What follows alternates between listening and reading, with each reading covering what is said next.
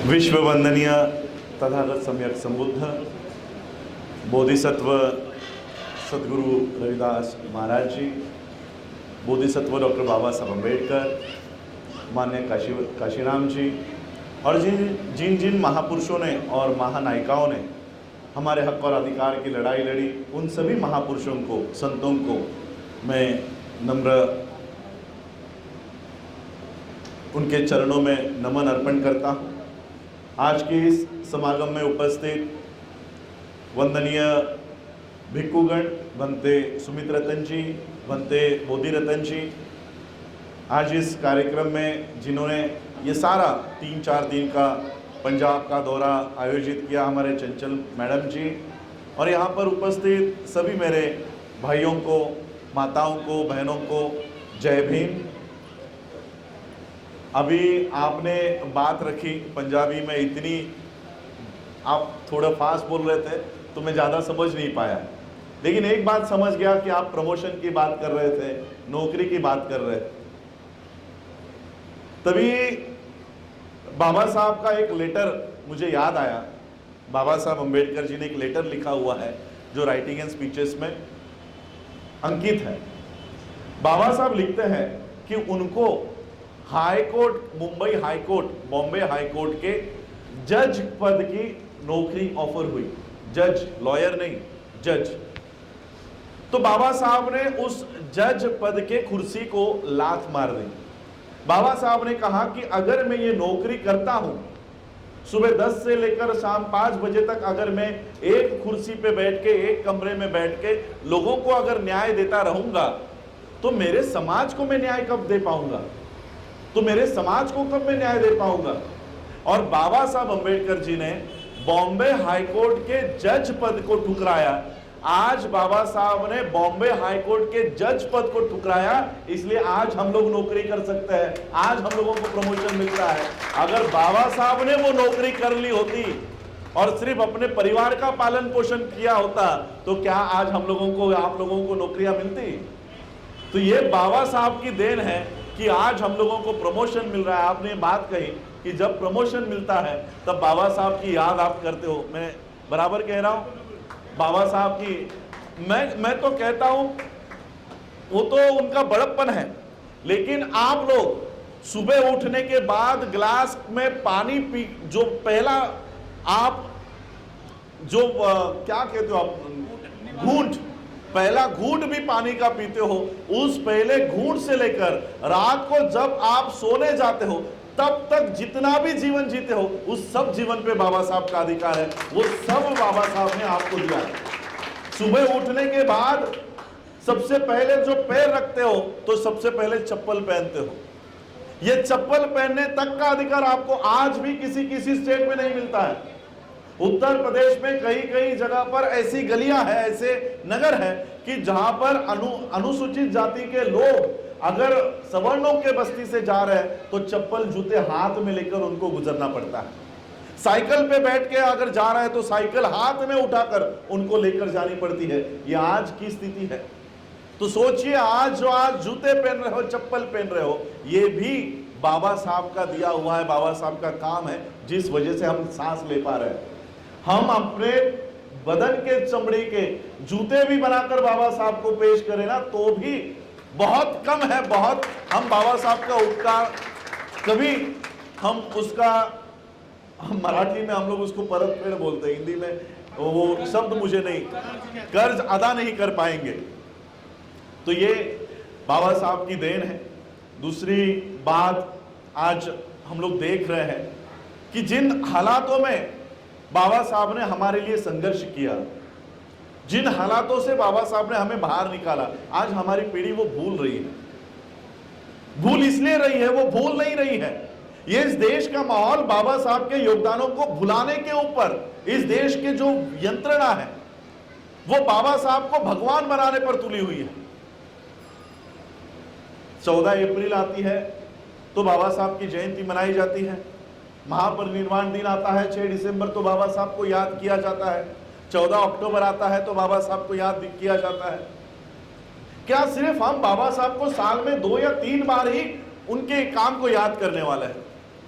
बाबा साहब ने जो अधिकार हमको दिए हैं, आज वो हमारे नेक्स्ट जनरेशन तक कैसे जाएंगी?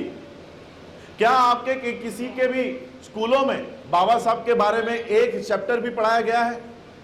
क्या गुरु रविदास जी के बारे में किसी भी स्कूल में पढ़ाया जाता है? तो ये हमारा काम है कि जे हम लोगों ने जो गुरु घर बनाए हैं, यहां पर हमको हमारे महापुरुषों का इतिहास हमारे आने वाले जनरेशंस को, नस्लों को हमको याद दिलाना होगा। बाबा साहब ने एक बात कही है कि जो कौम अपना इतिहास भूल जाती है, वो कौम कभी इतिहास निर्माण नहीं कर पाएगी। और ये मनुवादी व्यवस्था हमको हमारे इतिहास से वंचित करना चाहते हैं, हमको हमारे इतिहास से दूर करना चाहते हैं। गुरु रविदास, तथागत बुद्ध तो बहुत दूर की बात है। अब 100 साल भी बाबा साहब के जीवनी को नहीं हुआ है, वो हमको बाबा साहब से भी दूर लेके जा रहे हैं। राइटिंग एंड स्पीचेस बंद करवा रहे हैं, बाबा साहब की किताबें बंद करवा रहे हैं, किसी भी सिलेबस में बाबा साहब का उल्लेख नहीं। बाबा साहब की जो जीवन पूर्ण संघर्ष है, वो संघर्ष हमारे आने वाले नस्लों को पता नहीं होने दे रहा। और इसलिए ये हमारा काम है कि जो हम लोग गुरु घर बना रहे हैं, बौद्ध विहार बना रहे हैं, वो केवल मत्था टेकने के ठिकान नहीं होने चाहिए। ये केवल जैसे हिंदुओं के मंदिर है वैसे आपका ये मंदिर नहीं है। यहां से क्रांति होनी चाहिए। तथागत बुद्ध का समय में जो विहार बनाया करते थे, वहां से विचार विनिमय हुआ करते थे। क्या चल रहा है, क्या नहीं चल रहा है, ये सारे विचार इन गुरु घरों से हुआ करते थे, विहारों से हुआ करते थे। इसे केवल मत्था टेकने का ठिकान नहीं बनाओ। आज पंजाब में आप गुरु रविदास जी को मान रहे हो, आने वाले समय में आप रविदासिया धर्म की मांग कर रहे हो, आने वाले समय में रविदासिया धर्म की मान्यता भी प्राप्त हो जाएगी। लेकिन किसी भी धर्म को मान्यता कब मिलती है आप लोगों को पता है? किसी भी धर्म को, आप लोग रविदासिया धर्म, एक नया धर्म स्थापन करना चाहते हो, इस धर्म को मान्यता कब मिलेगी? जब इस धर्म के लोग, उनका आचरण, उनके देवी देवता, उनके त्योहार किसी भी धर्म से जब तक मेल नहीं खाएंगे, तब तक आपके धर्म को अलग से मान्यता नहीं मिलेगी। आपको अलग मान्यता अगर चाहिए तो आपके देवी देवता किसी भी धर्म के देवी देवताओं से नहीं मिलने चाहिए। आप लोग क्या कर रहे हो? रविदासिया धर्म एस्टैब्लिश करना चाहते हो और वही हिंदू देवी देवताओं को घर में लेकर जा रहे हो। रविदासिया धर्म एस्टैब्लिश करना चाहते हो और वही माता की चौकी कर रहे हो, वही करवा चौथ कर रहे हो। अगर आप गुरु रविदास जी को मानते हो तो आपको ये देवी देवताओं को मानना छोड़ना होगा, उनके रीति रिवाजों को छोड़ना होगा, उनकी माता की चौकी, उनके करवा चौथ, ये आप महिलाओं को बंद करना होगा और सिर्फ गुरु रविदास जी ने कहे हुए बातों पर आपको चलना होगा। तब जाकर आपको गुरु रविदास जी के धर्म की मान्यता मिलेगी। वरना सरकार तो बोलेगी आप तो हिंदू धर्म को ही फॉलो कर रहे हो, आपको क्या जरूरत है नए धर्म की? सारे रीति रिवाज तो आपके हिंदू धर्म के हैं।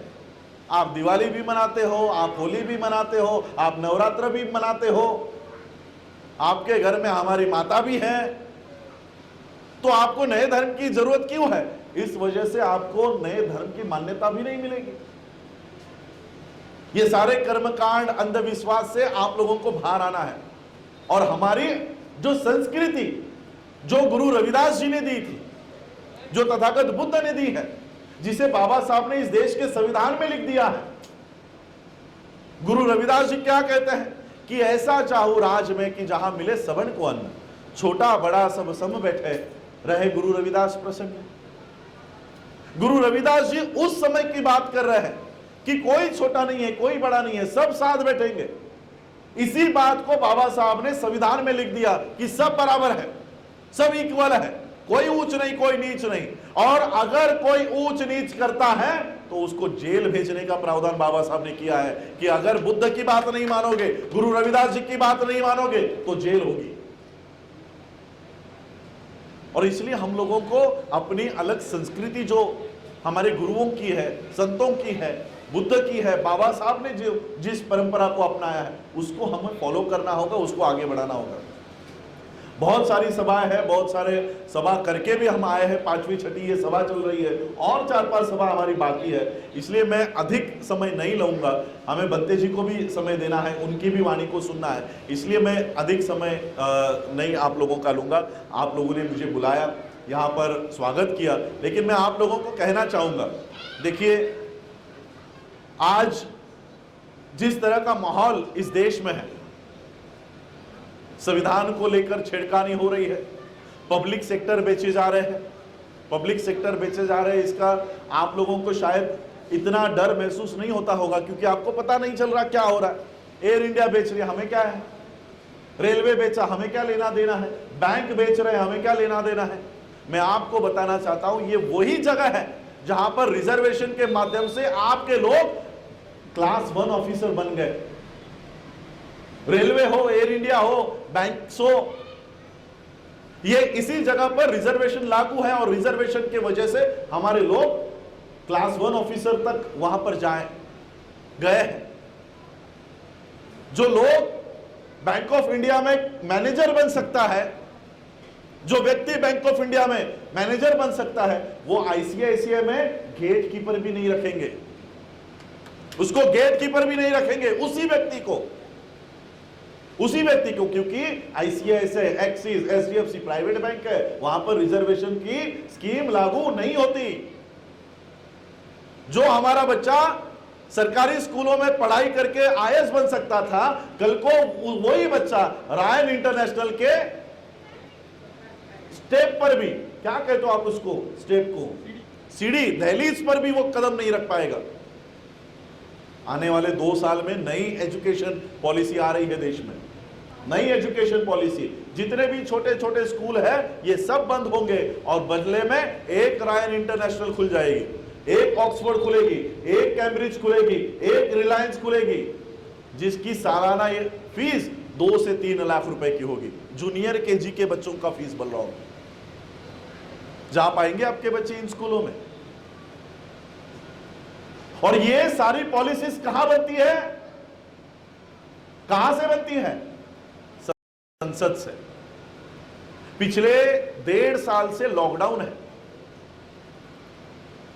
सभी बंद है, दुकानें बंद है, आपके यहां पर हमारे लोग घर पे बैठ गए हैं, नौकरियां जा रही हैं, पूरा देश ठप्प है। लेकिन इस लॉकडाउन में सिर्फ एक ऐसी चीज है, एक ऐसा कार्यालय है जो रात के 2-2 बजे तक काम कर रहा है, और वो है इस देश का संसद। रात के 2-2 बजे तक कानून बनाए जा रहे हैं। क्या कानून? किसानों का बिल लाया, एयर इंडिया को बेचने का बिल पास कर दिया, जो ऑर्डिनेंस आपका आर्म्स एंड एम्यूनेशन बनाया जाता है वहां पर 74% डिसइन्वेस्टमेंट कर दिया, एलआईसी बेच दी। सारा देश इन 6 महीनों में बेच दिया गया है, सारा देश। कहां से बनते हैं कानून? संसद से। हम लोगों में एक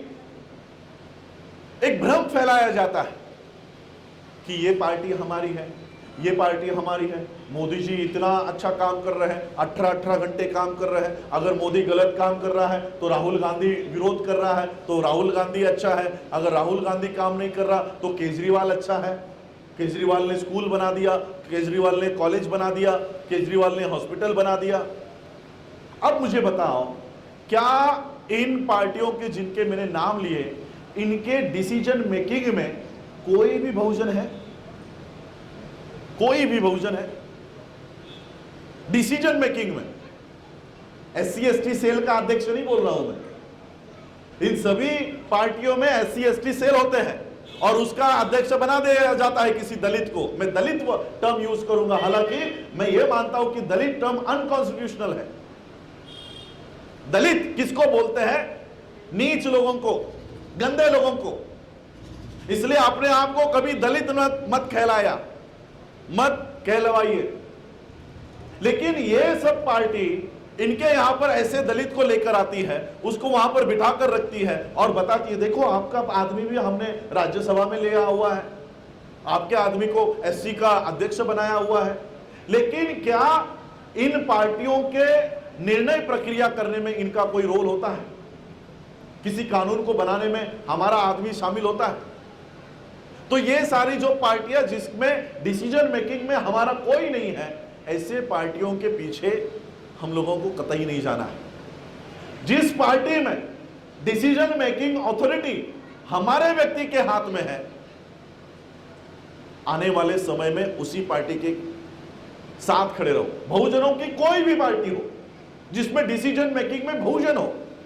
अरे मैं तो आप लोगों को कहूंगा, अभी आपने बंगाल के इलेक्शंस देखे, एक अकेली औरत ने नरेंद्र मोदी की टीम को लथाड़ दिया वहां से।